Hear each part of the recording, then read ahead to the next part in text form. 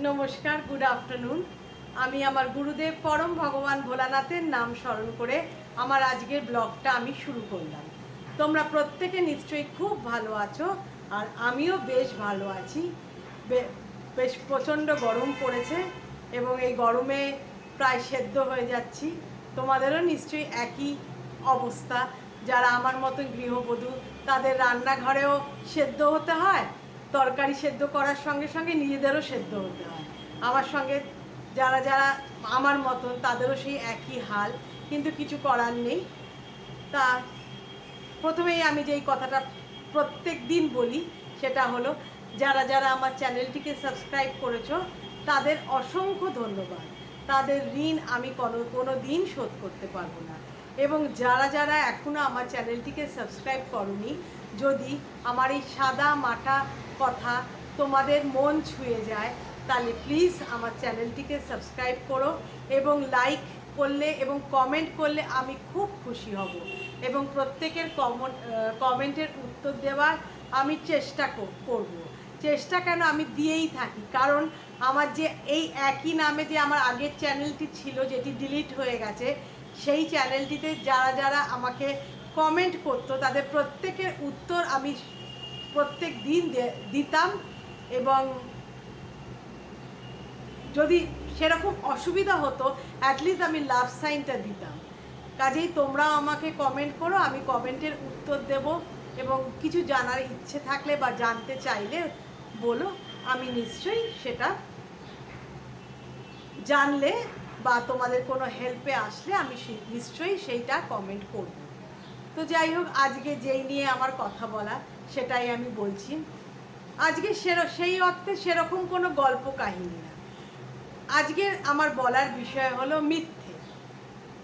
আমি আমার এত দূর বয়সে দেখতে পাচ্ছি যে আজকাল মিথ্যে জয় জয়কার খুব বেশি, এবং মিথ্যে বা চাকচিক্যময় জিনিস লোকে পছন্দ করে।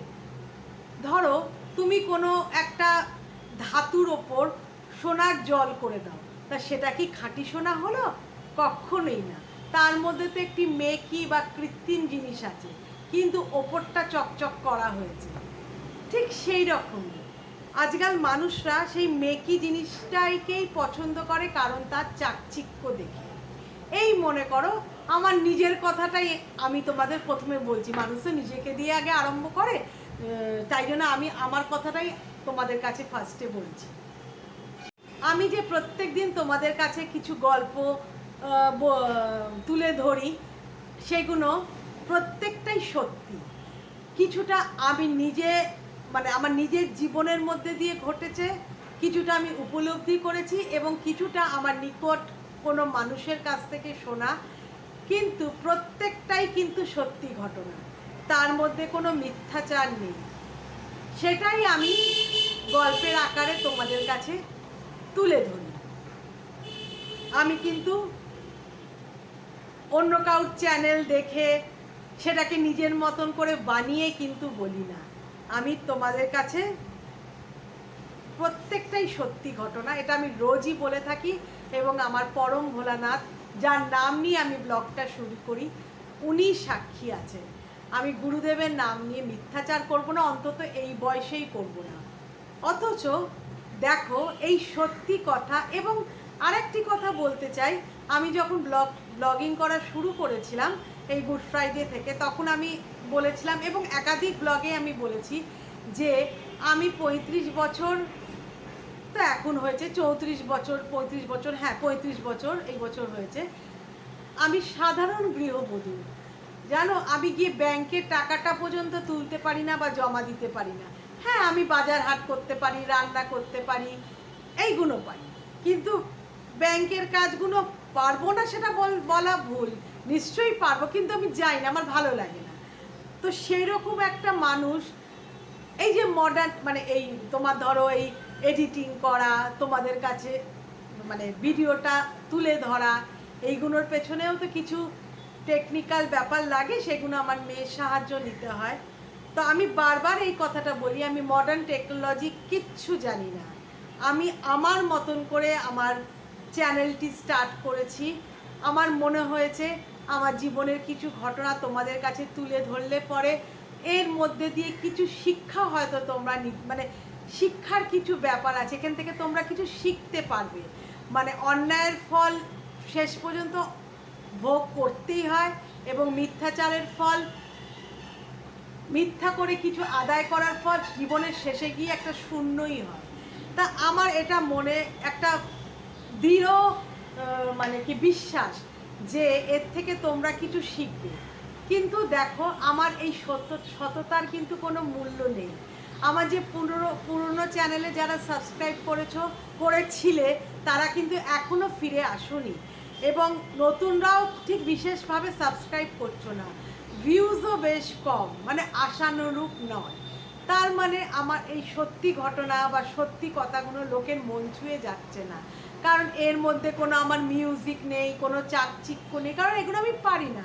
আমি কোনো মডার্ন টেকনোলজি পারি না, তো বারবার বলছি আমি সেইভাবে শিক্ষিত নই, মানে সেই অর্থে শিক্ষিত বলছি না, আমি অনার্স গ্র্যাজুয়েট, সেই শিক্ষার কথা বলছি না। মানে এই টেকনোলজি, এই কম্পিউটার, এই মোবাইলের যে ছোটোখাটো টেকনোলজি, এগুলো আমি ঠিক বুঝি না। যেহেতু আমার চাকচিক্য নেই, ওই জন্য আমার হাত ধরার লোকও খুব কম। অথচ আমি তো এই ইউটিউবে আসার আগে 2020 থেকে, যখন করোনা পিরিয়ড থেকে ইউটিউব ঘাঁটি, দেখি যে অনেক ব্লগাররা, না তার মধ্যে কিছু সত্যিও আছে, সবাই যে এরকম বলছি না, কিন্তু বোঝা তো যায় কিছু ব্লগাররা কিন্তু মিথ্যে স্বামী স্ত্রীর মধ্যে ঝগড়া দেখিয়ে এই হয়তো ডিভোর্স হয়ে যাচ্ছে, এই আমি সেপারেট চলে যাচ্ছি, কিন্তু আদতে তা কিন্তু নয়। মানে কয়েকটা মানে ব্লগ ছাড়ার পর দেখা গেল তাদের মিলমিশ হয়ে গেল, কিন্তু তখন তারা কিন্তু ওই মিথ্যে কথা বলে ভিউজ কামিয়ে নিল, বা মানে কি বলবো, তাদের প্রচুর ভিউজ হলো, প্রচুর সাবস্ক্রাইবার হলো, এবং সুন্দর সুন্দর থাম্বনেল দিয়ে আকৃষ্ট করলো লোককে। কিন্তু আমি অনেক সময় দেখেছি থাম্বনেলে এক লেখা আছে বা টাইটেলে একটা জিনিস দেওয়া আছে, কিন্তু পরবর্তীকালে সে যখন তার ব্লগটা যখন দেখছি, তার মধ্যে কোনো ছিটে ফোটার ও কিছু নেই, যেটা যার সঙ্গে তার টাইটেল কোনো মিলই নেই। আমি দেখলাম এইরকম মিথ্যাচার হামেশাই আমি দেখছি। এবং কেউ তার স্বামী বা স্ত্রী তাদের মানে অসুখের কথা বলে টাকা রোজগার করছে, বলেছে যে এই মানে আমার ব্লগ যদি দেখো তোমরা, সাবস্ক্রাইব করো, ভিউজ করো, তাহলে সেই অর্থ দিয়ে আমার স্বামী বা কেউ বলছে আমার স্ত্রীর রোজগার করতে পারি। কিন্তু পরবর্তীকালে তারা যখন মিলিয়ন সাবস্ক্রাইবার হয়ে গেল, এবং যাদের ডেলি ভিউজ কয়েক হাজার, সেই টাকা দিয়ে তারা কি করেছে বলো তো? বাড়ি ঘর করেছে, মডিউলার কিচেন করেছে, গাড়ি কিনেছে, এসব করেছে। কিন্তু তার স্বামী বা স্ত্রী যেই রুগ্ন হোক না কেন, তার কিন্তু কোনো চিকিৎসাই করেনি। হয়তো তারা সত্যিই অসুস্থ, কিন্তু সেটা দিয়ে তারা প্লেনে করে বেড়াতে যাচ্ছে, ঘুরতে যাচ্ছে, কিন্তু মানুষকে বলেছে আমার অসুস্থ মানুষটার জন্য তোমাদের কাছ থেকে এরমভাবে হাত জোর করে বলেছে প্লিজ প্লিজ প্লিজ আমাদের চ্যানেলটিকে সাবস্ক্রাইব করো, কিন্তু আদতে সেই মানে কথা তারা রক্ষা করতে পারেনি।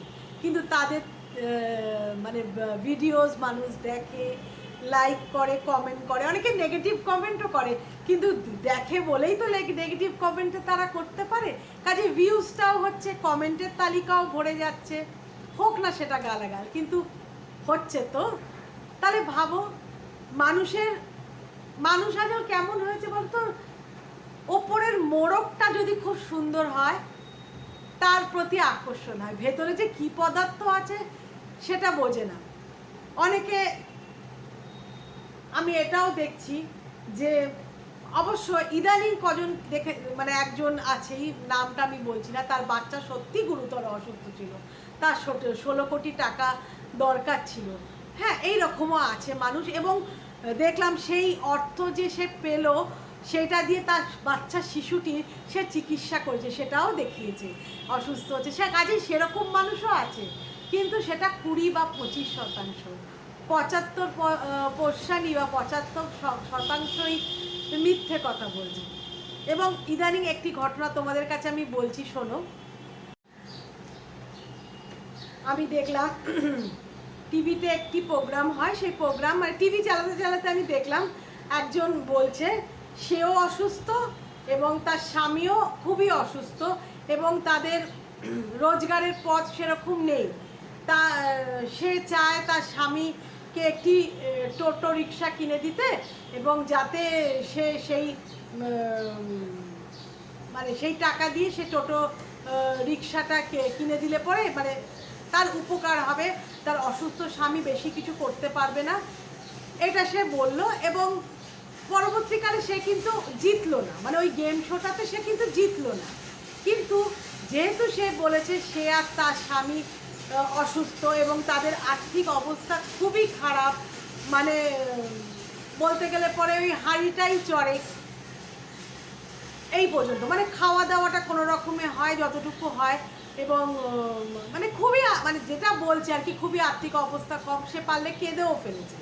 তা দেখে যে মানে ওখান মানে যেই প্রোগ্রামের কথা বলছি সেই কর্তৃপক্ষরা বিবেচনা করে দেখলো যে ঠিক আছে সে হেরে গেছে, তাদের যখন এতই আর্থিক অবস্থা মানে সঙ্গীন, তো এবং ভদ্র মহিলা যিনি এসেছিলেন তিনি বললেন তার একটি ইউটিউব চ্যানেল আছে এবং সেই ইউটিউব চ্যানেল থেকে তার কিঞ্চিত রোজগার হয়, খুবই সামান্য, সেটা দিয়েই সে কোনো রকমের সংসার চালায়, স্বামী সেরকম কিছু করতে পারে না, তার ইচ্ছে বললাম তো টোটো কিনে দেবে এটা বললো টললো, মানে খুবই সঙ্গীন এবং তার আর্থিক ওই ইউটিউব থেকে সে মানে বা ইউটিউব চ্যানেল বা ফেসবুকে যেটা ও ছাড়ে সে থেকে খুব একটা ভালো রোজগার হয় না। তো সেই কর্তৃপক্ষরা তখন বিবেচনা করে দেখলো যে হ্যাঁ সত্যি যখন এরকম অবস্থা তো তাদের কিছু অর্থ সাহায্য করা যেতেই পারে, তো কিছুটা অর্থ তাদের দেওয়া হলো।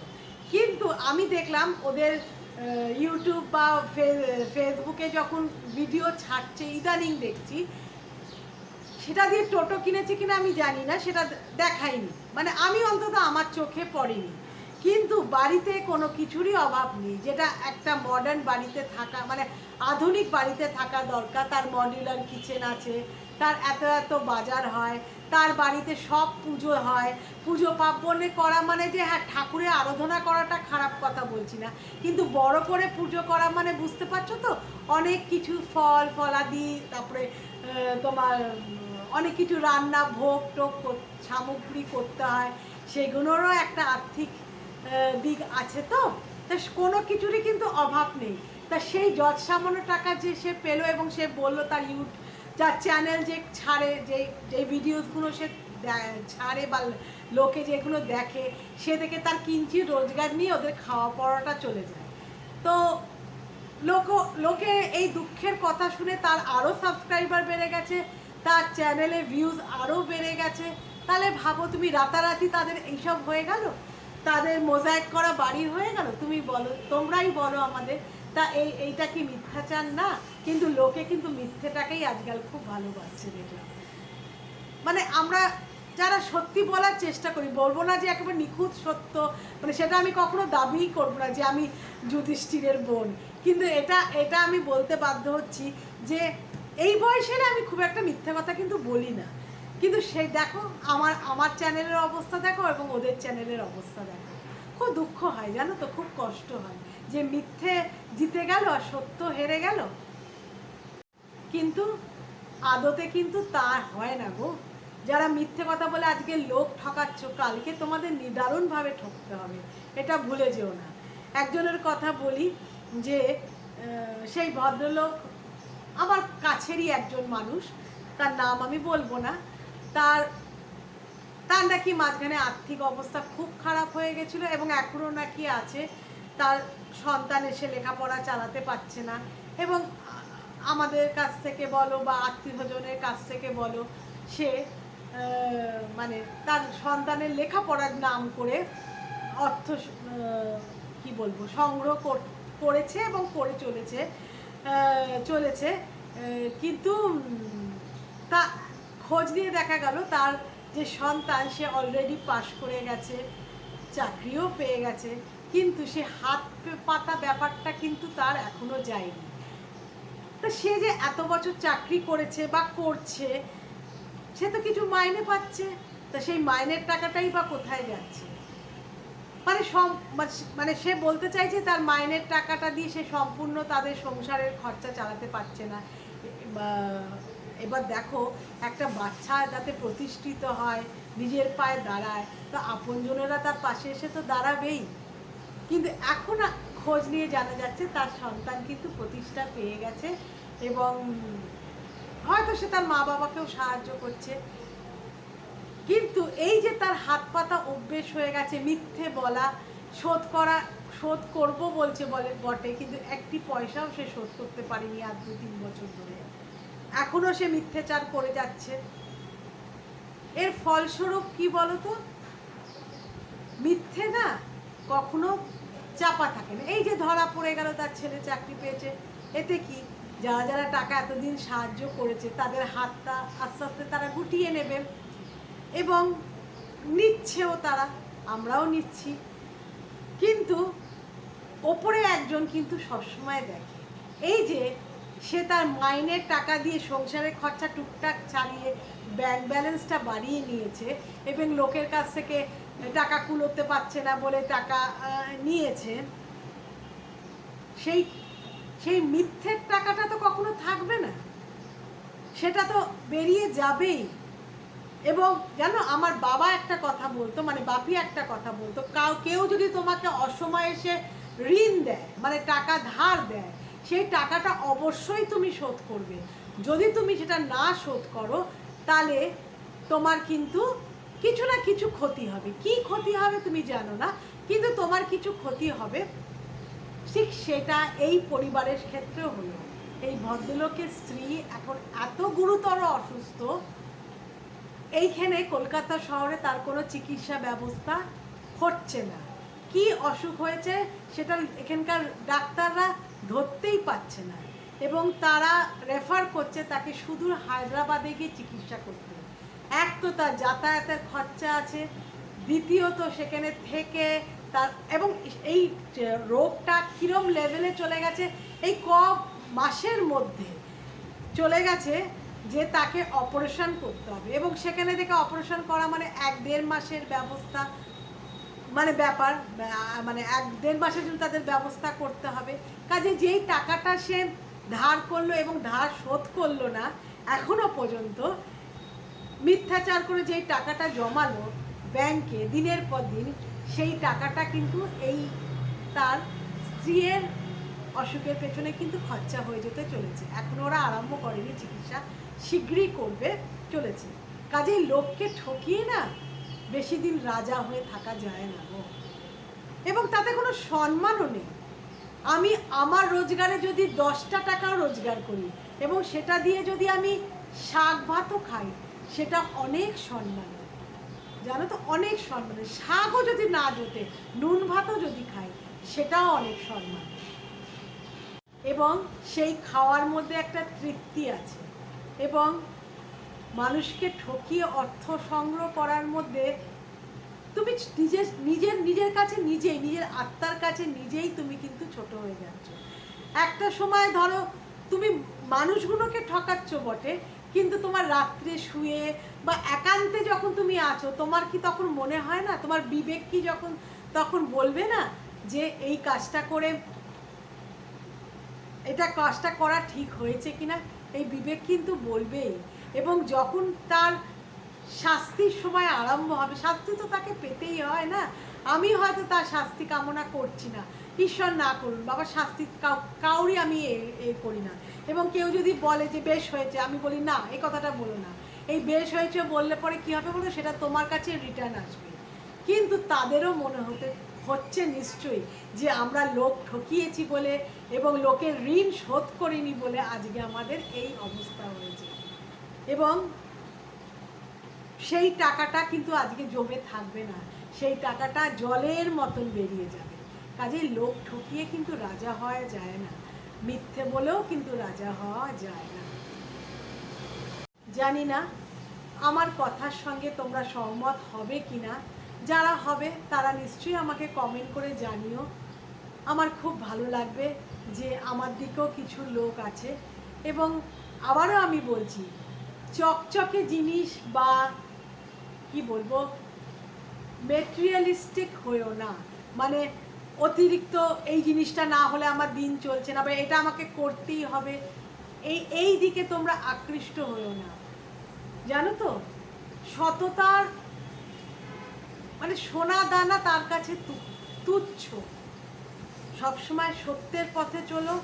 সেই সত্য যদি যতই করা হোক, সেই সত্য মোকাবেলা তোমরা করো এবং সবসময় সত্যি কথা বলার চেষ্টা করো।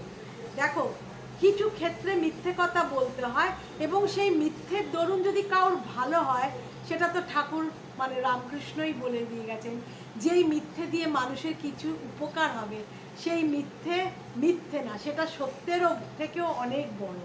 তার কথা বলছি না, কিন্তু লোক ঠকিও না, মিথ্যে বলো না।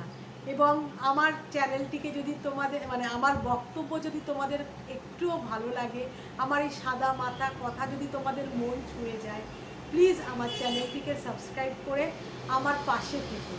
আমার যে ভাত জোটে না, যে এই চ্যানেল মানে গ্রো করে গেলে যে আমি যদি টাকা পাই, সেই টাকা পেলে আমার বাড়িতে হাঁড়ি চড়বে, তা কিন্তু নয়।